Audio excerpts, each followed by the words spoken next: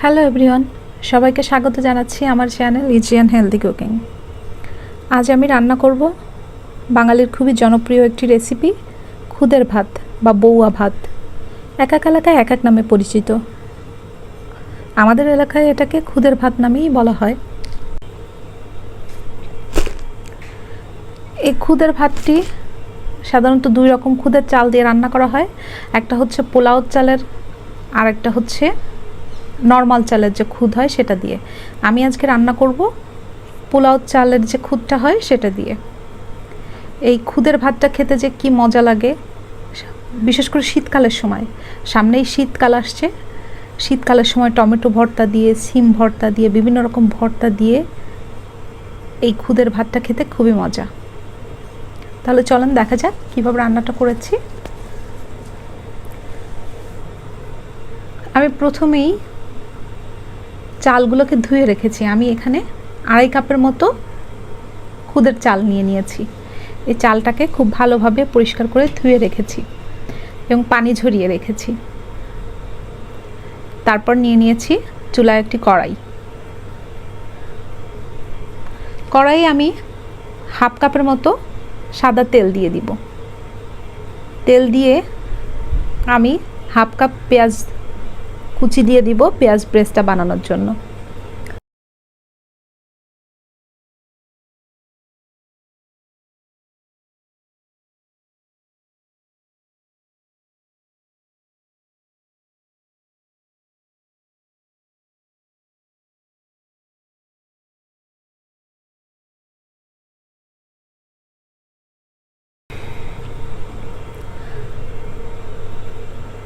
আপনারা চাইলে সাদা তেলের সাথে ঘি দিয়েও, অর্ধেক তেল এবং অর্ধেক ঘি দিয়েও রান্না করতে পারেন। সেক্ষেত্রে খেতে আরও মজা লাগবে, একদম অথেন্টিক পোলাওর মতো লাগবে। বাট আমি আজকে শুধু সাদা তেলেই রান্না করব।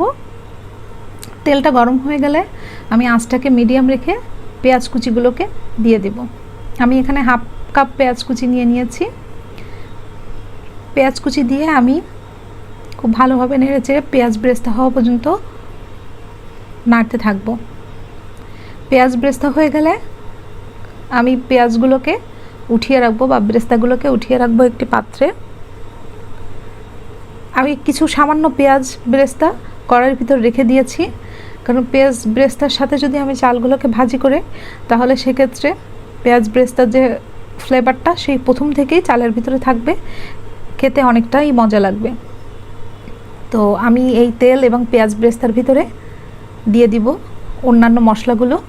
যেমন আমি এখানে দুটো নিয়েছি তেজপাতা, কয়েক টুকরো দারুচিনি, কয়েকটা এলাচি এবং কয়েকটা লবঙ্গ।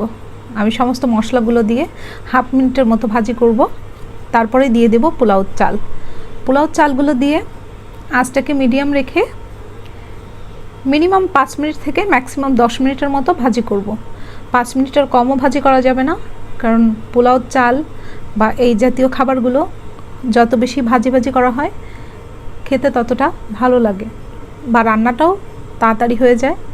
চালগুলো বা পোলাওর যে ভাতটা থাকে সেটা ঝরঝরে থাকে। আবার 10 মিনিটের বেশি ভাজি করলেও সেক্ষেত্রে আবার অনেক বেশি চালটা শক্ত হয়ে যায়, অত বেশি ভালো লাগে না বা সহজে সিদ্ধ হতে চায় না। তাই আমি 5 থেকে 10 মিনিটের ভিতরেই ভাজিটা করে নিব। ভাজিটা করা হয়ে গেলে আমি এর ভিতরে দিয়ে দিব ফুটন্ত গরম পানি। গরম পানির পরিমাপটা হবে চাল যতটা নিয়েছি ঠিক তার দ্বিগুণ পরিমাণ। আমি যেহেতু এখানে 2.5 কাপের মতো চাল নিয়েছি, তাই আমি এখানে গরম পানি দিয়ে দিব 5 কাপ। গরম পানি দিয়েই আমি এখানে 1 চামচ লবণ দিব। লবণ দিয়ে ঢাকনা দিয়ে ঢেকে রেখে দিব যতক্ষণ না পর্যন্ত পানি এবং চালটা সমান সমান হয়ে যায়। পানি এবং চালটা সমান সমান হয়ে গেলে আমি ঢাকনাটা উঁচু করে চালটাকে আরেকটু উপর নিচ করে ঢাকনা দিয়ে ঢেকে আঁচটাকে একেবারে মিডিয়াম আঁচ করে 10 মিনিটের মতো ঢেকে রেখে দিব।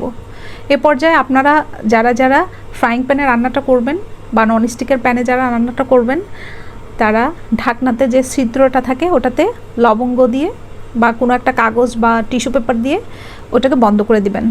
কারণ বাতাসটা বের হয়ে গেলে বা ধোঁয়াটা যদি বের হয়ে যায়, স্টিমটা বের হয়ে গেলে সেক্ষেত্রে সিদ্ধ হবে না, নিচ থেকে লেগে যাবে, এই ধরনের সমস্যা হতে পারে।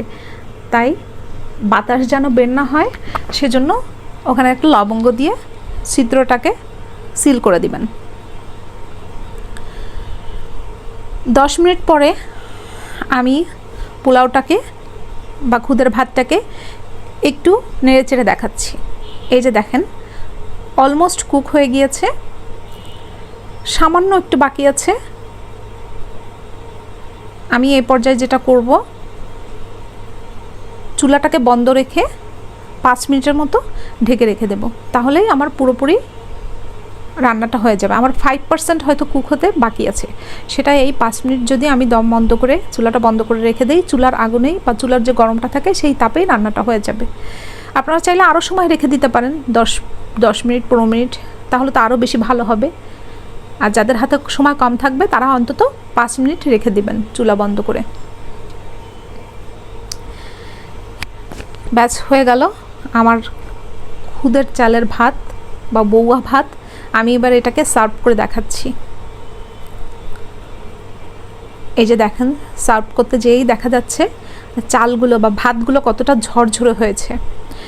চালের পরিমাণ এবং পানির পরিমাণ যদি ঠিক না থাকে বা রান্নাটা যদি ঠিকঠাক না হয়, তাহলে ভাতটা অনেকটা আঠালো আঠালো টাইপের হয়ে যায়, ঝরঝরে হয় না। আবার অনেক সময় দেখা যাচ্ছে খুব বেশি শক্ত থেকে যায়, সেসব ক্ষেত্রে খেতে ভালো লাগে না। তাই চালের পরিমাণটা বা জালটা দেওয়াটা খুবই দরকার, সঠিক পরিমাণে। আমি যেভাবে রান্না করেছি এইভাবে আপনারা রান্না করে খাবেন। আমি এখানে 3 রকমের ভর্তা নিয়ে নিয়েছি। আলু এবং ডিম একসাথে ভর্তা করেছি, সাথে নিয়ে নিয়েছিলাম শুকনো মরিচের ভর্তা, শুকনো মরিচ ও রসুন দিয়ে। আর একটা ভর্তা নিয়েছি, সেটা হচ্ছে চাপা শুটকি দিয়ে ধনে পাতার ভর্তা। আপনারা চাইলে আরও অনেক রকমের ভর্তা দিয়ে খেতে পারেন বা ভালো লাগে। সামনের দিকে যে শীতকাল আসছে, টমেটো ভর্তাটা বেসিক্যালি এর সাথে ভালো লাগে, বাট আমার স্টকে টমেটো ছিল না, যার কারণে আমি করতে পারিনি। এর সাথে আপনারা ডিম ভাজি, ইলিশ মাছ ভাজি এগুলো দিয়েও খেতে পারবেন। আমি এখানে একটু দেশি মুরগি রান্না করে নিয়েছি, কারণ আমার বাচ্চারাও খাবে তো এই ভাতটা, ওরা তো আর ভর্তা দিয়ে খেতে পারবে না, ওদের জন্য আমি একটু মুরগির মাংস রান্না করেছিলাম, সেটাও নিয়ে নিয়েছি। এই যে হয়ে গেল আমার রেসিপিটি। আপনাদের যদি ভালো লেগে থাকে তাহলে আমাকে জানাবেন কমেন্টে। ভালো থাকবেন সবাই, সুস্থ থাকবেন, ধন্যবাদ।